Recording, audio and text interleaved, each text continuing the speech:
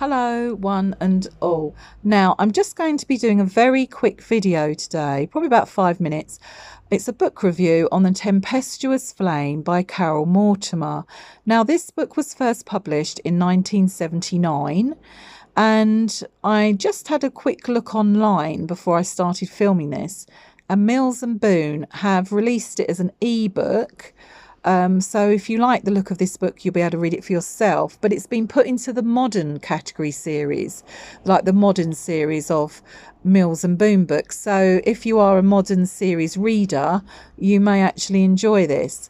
So it was published in 1979. The story starts in January. And the heroine here, who is called Caroline Rayner, she's got a very rich daddy called Matt Rayner, and he's trying to palm her off to marry her off to a man called Greg Fortnum. Now, she's having none of it. She's 20 years old. She's quite feisty, and she thinks, no, I'm going to go off. So she secretly goes off to escape to her father's cottage in Cumbria. So it's actually set in Cumbria in the UK.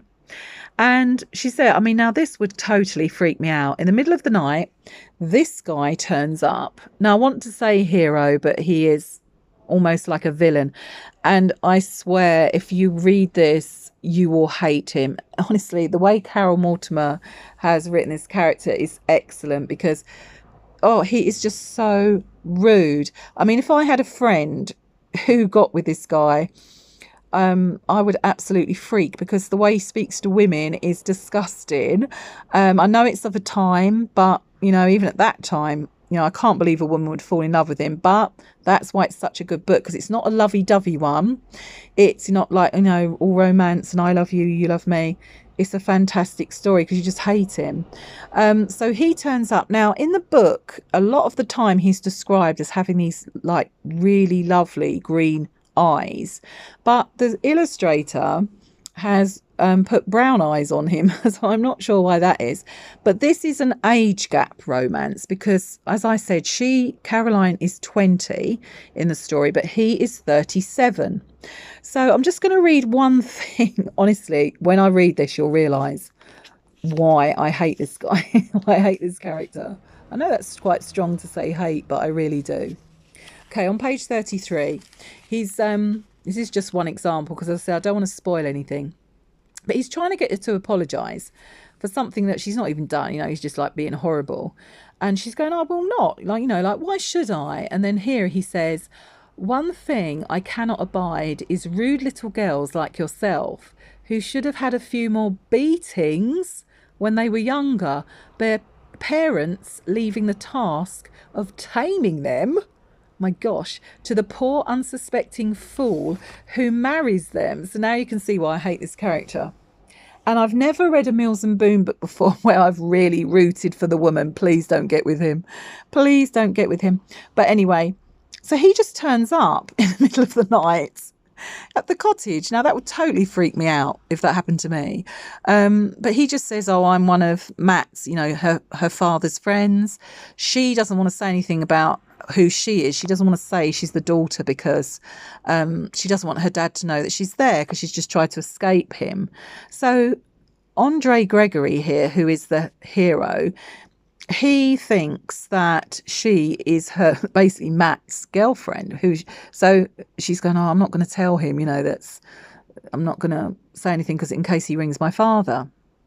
Anyway, the story carries on where she's falling in love with him. There's also someone else that comes along who I thought she might go off with, and I was like, please go off with this guy, please go off with this guy. There's a couple who live on a local farm nearby, who they get chatting to and make friends with. So I really was hoping, you know, something might happen there. So this was really great because this is one of the first books I read when I first started reading Mills and Boon books. And I was expecting it to be a lovey-dovey type of book, and it wasn't. So it really surprised me that there are, you know, great Mills and Boon books as well. But he is awful, and I don't know how anybody in the world would fall in love with him because he's got so many anger issues. But there might be a little twist where he might not actually be who he says he is. That's just one little tiny spoiler, but it doesn't spoil the story. So if you want to read something that's a little bit different from a romance lovey-dovey type of book, I would definitely read this. I mean, I read this in January because it is set in January, but then I'm a seasonal reader, so you might not be. Also, I just love these vintage books because I grew up like in the early 70s, and I always remember my mum would wear like all the illustrations of the women on these. They're usually a blonde woman, aren't they? And the man's always, like the hero's always dark haired. But they always wore really leery patterns on their dresses and blouses and skirts. And I always remember like the mini skirts and the boots that sometimes the illustrators put these characters in. So for me, this is another reason why I love the vintage Mills and Boon books. But I'm just going to show you the blurb on the back. I'll just read that out quick. So it says, as I said, Caroline Rayner was the rich girl whose father didn't want her to fall into the clutches of a fortune hunter. So he set about trying to marry her off to the wealthy Greg Fortnum, whom Caroline didn't even know, apart from the dubious reputation as a ladies' man. So she's run off to her father's cottage in the wilds of Cumbria to get away from Greg.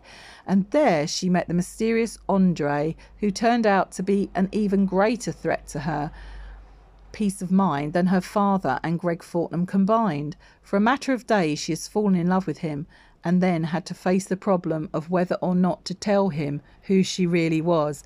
So this is why I love it, because he just thinks that basically Matt, her dad, is her boyfriend, even though she keeps saying in the story, oh, he's really old. Like, I know she's 20, and when you're 20, you always think people are old, don't you? When you're, any age, even 40.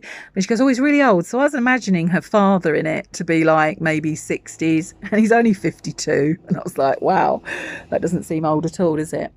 But it is a great book. And Carole Mortimer was my mum's favourite author, and I think I will read some more of her stories. I know she's written quite a lot of stories for Mills and Boon. So I'd say give it a go if you love age gap romance, if you want a little bit more than a lovey-dovey Mills and Boon book story, and you like the modern category, I'll say this is ideal for you. And if you really want to hate a character, then you will. And honestly, that's just one thing that I read that he said. He says so many other awful things. I just don't know how he's got any friends. I never know how he's ever got past a first date, if that's how he speaks to women. It's absolutely terrible. Anyway, that's my book review. I'm not sure what book I'm reading next, but maybe it'll be a medical romance one, I think. So I've recently found one of those, so I might put that on my next video. So whatever Mills and Boon book you're reading, I hope you're having a wonderful time reading it and enjoying it. So until the next time, ta-ta!